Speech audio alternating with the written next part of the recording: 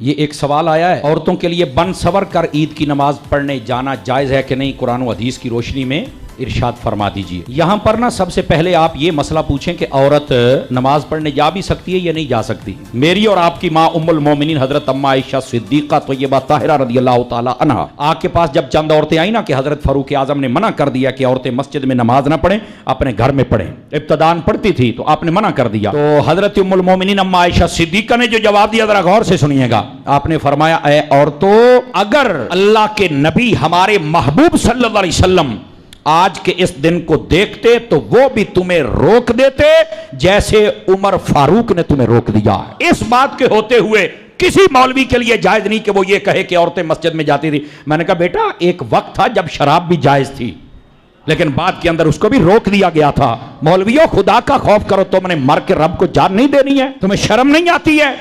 عورتیں جب مساجد کے اندر جاتی ہیں اور آپ کو نہیں پتا کہ وہاں پر راستے میں آتے جاتے کتنے فتنے اور فساد کا خوف ہوتا ہے؟ آپ کو نہیں اس بات کا پتا ہے؟ یا تو بالکل ایک تنہائی میں الگ سسٹم ہو جائے، پھر وہ ایک الگ بات ہے، راستہ بھی الگ ہو، سب کچھ الگ ہو، پھر بھی ہمارے احناف کے نزدیک ان کی جماعت مکروہ ہے۔ پتہ ہے آپ کو اس بات کا؟ عورت کے لیے سب سے افضل یہ ہے کہ وہ اپنے گھر میں نماز پڑھے۔ گھر میں ڈرامے دیکھتی رہتی ہے، نمازیں پڑھنے کے لیے تیاری کر کے باہر نکل پڑتی ہیں۔ آپ کو خیر تو ہے؟ تو بناؤ سنگھار کر کے جانا۔ میں نے کہا ویسے نہیں جا سکتی، بناؤ سنگھار کر کے کیسے جاؤ گی؟ بتاؤ نا۔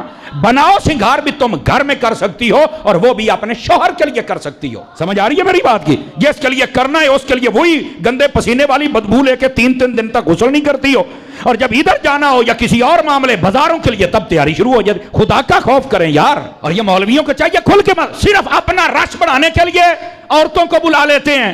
اب میں ایک جملہ بولنے لگا ہوں، اب میں نے کہا بیبیاں کٹھیاں کر کے، عورتیں اکٹھیاں کر کے رش بڑھانے والوں، اہل سنت کے اس مرکز میں آ تمہیں بتاؤں مردوں کا رش کیسا ہوتا ہے۔ یہ رش ہے مردوں، یہ مردوں کا رش ہونا چاہیے بھائی۔ یہ دیکھو الحمدللہ ہماری 3 منزلیں ہیں، میرا خیال ہے لگ بھگ 1500 سے 1800 بندہ مسجد کے اندر سماتا ہے۔ یہ تینوں فل ہوتی ہے اللہ کے فضل سے، اور اس کے بعد باہر اور وہ وضو خانوں کے اوپر جو جگہ ہے وہاں پر بھی کچھ نہ کوئی صفے، لیکن دھوپ کی وجہ سے نہیں ہو رہا۔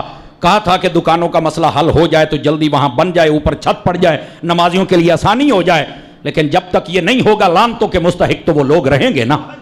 ہاں رہیں گے، اس میں دوسری رائے نہیں ہے۔ کسی کو تکلیف ہو لاکھ باری ہو اللہ کر کے تینوں نہیں ہوئے، تیرا ککھ نہ روے۔ تماشے کرتے ہو مساجد کے ساتھ، بدماشیاں کرتے ہو، اور اگر کوئی بات کرے تو پھر اس کے لیے بدماشی کرتے ہو۔ اپنی بدماشی رکھ اپنے کول۔ یہ مساجد ہے، ہم حق کی آواز اٹھاتے رہیں گے۔ بتاؤ بھئی اٹھائیں گے کہ آواز نہیں اٹھائیں گے؟ ہم لوگ تماشا کرنے سے لوگ باز نہیں آتے۔ تو کہنے کا مقصد یہ الحمدللہ یہ باہر تک رش ہوتا ہے اللہ کے فضل سے، روڈ ہمیں بند کرنا پڑتا ہے اللہ کی رحمت سے۔ تو میں آکھیا بیبیاں دا رش نہیں ہے، مرداں دا رش ہے، اس واسطے یہ اس کی اجازت ہی نہیں ہے یار۔ اب کیا کہیں لوگوں کو، میری بات سمجھ سے بالا تر ہے۔ بہرحال مسئلہ وہ تھا جو میں نے آپ کی خدمت میں عرض کر دیا۔